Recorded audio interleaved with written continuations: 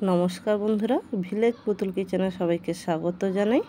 আজ আমি বেকারি স্টাইলে খাস্তা বিস্কুট তৈরি করে দেখাবো, যে বিস্কুট একবার খেলে বারবার খেতে ইচ্ছে করবে।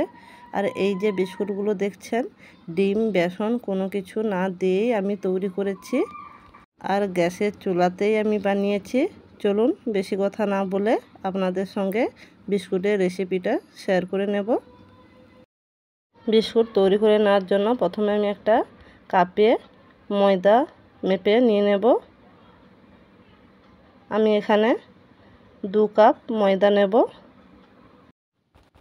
এরপর এই কাপ মেপে 1 কাপ চিনি নিয়ে নিচ্ছি। চিনিগুলো আমি মিক্সিতে গুঁড়ো করে নিয়েছি।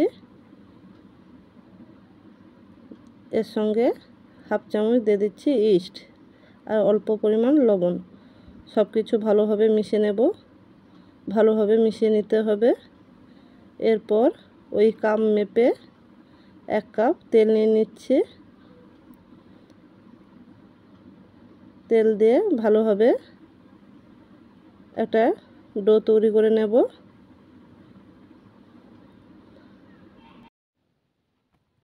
ভালোভাবে হাত দিয়ে মেখে ডোটা তৈরি করে নেব।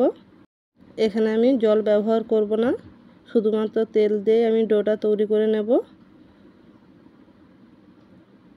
তৈরি করে নেওয়ার পর এখান থেকে আমি লেচি কেটে নিচ্ছি। কেটে নিয়ে হাতে ভালোভাবে গোল করে নেব। গোল করে নেওয়ার পর চাপটা করে নেব। তেল দিয়ে মাখানোর জন্য ধারগুলো ফেটে যেতে পারে, আঙুলের সাহায্যে সুন্দরভাবে সমান করে নেব। একই রকমভাবে আমি সবগুলো বিস্কুট তৈরি করে নেব।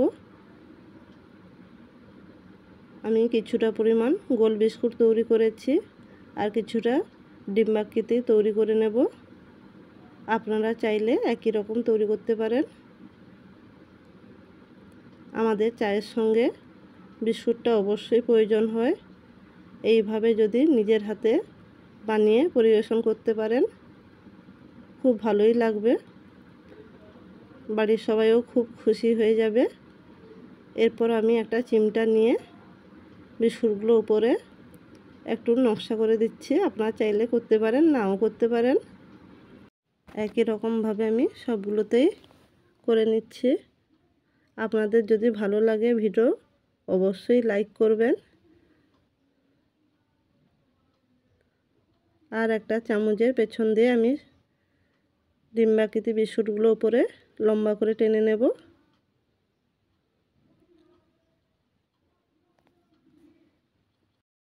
সবগুলো তৈরি করে নিয়েছি। এরপর আমি এই বিস্কুটগুলো উপরে দিয়ে দিচ্ছি কালো জিরে।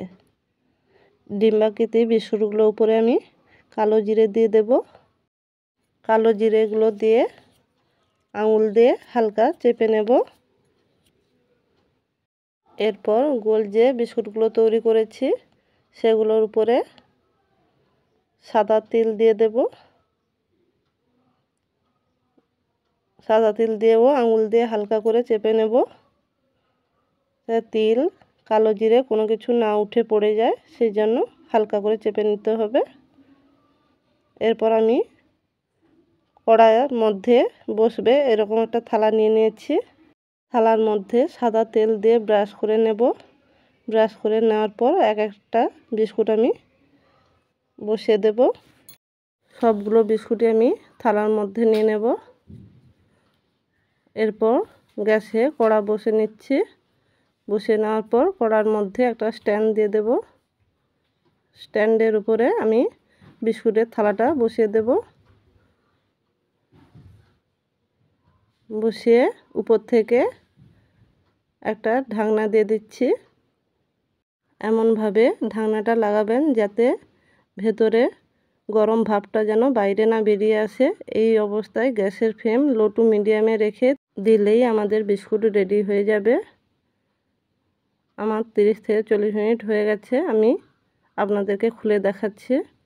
দেখুন বিস্কুটগুলো কি সুন্দরভাবে শক্ত হয়ে গেছে। আঙুল দিয়ে আমি চেপে দেখিয়ে দিচ্ছি। এবার আমি একটা চিমটার সাহায্যে থালাটাকে কড়া থেকে তুলে নেব।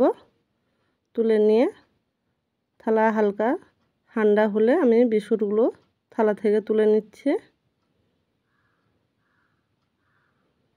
ভিডিওটা কেমন লাগলো আপনাদের অবশ্যই কমেন্ট করে জানাবেন। আর ভিডিও যদি ভালো লাগে লাইক কমেন্ট শেয়ার করবেন বন্ধুদের মধ্যে।